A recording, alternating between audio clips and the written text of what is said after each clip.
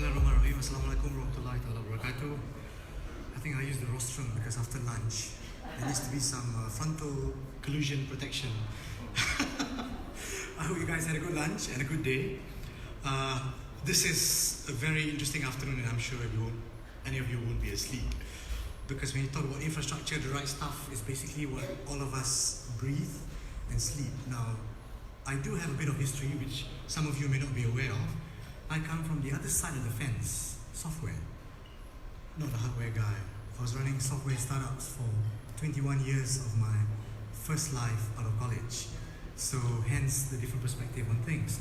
But when it comes to what you're doing here in terms of infrastructure, I think some of the key questions that we have to ask ourselves begin with not the broad, generic infrastructure items that we so much face on a day-to-day, but the specific things. Infrastructure, for example, for whom? And I think the panel this morning spoke a bit about it. Now, when you look at the growth areas, so telcos, infrastructure, looking at your target market. Let's look at Malaysia, which is the only number that I know. There are 942 companies on the Kuala Lumpur Stock Exchange. They represent 0.1% of companies in Malaysia. 38% of GDP is controlled by small and medium-scale enterprises.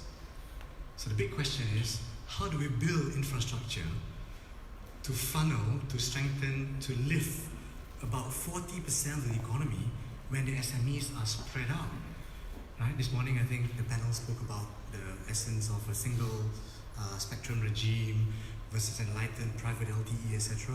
In Malaysia, we have always had an enlightened regulatory framework.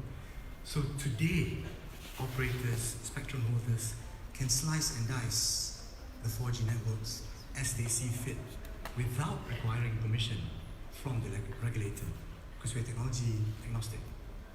And that's the framework and the policy that we have. And then when you look at the other subsectors, when we talk about 5G specifically, but also the engine of growth for the economy, fisheries, manufacturing, fishing, agriculture, education, entertainment, all the buzzwords and the verticals of which 5G use cases are being looked at. But one of the key subjects of this morning was we still have not optimized 4G in itself, and this 4G still has a good 10, 15, 20 years to go, for example.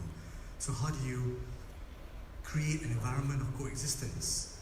So coming back to the right stuff, I think the panel that we have today has quite a tall order, but the tallest order will reside with our chief of the panel and our host for today, Mr. Suresh from EDOTCO.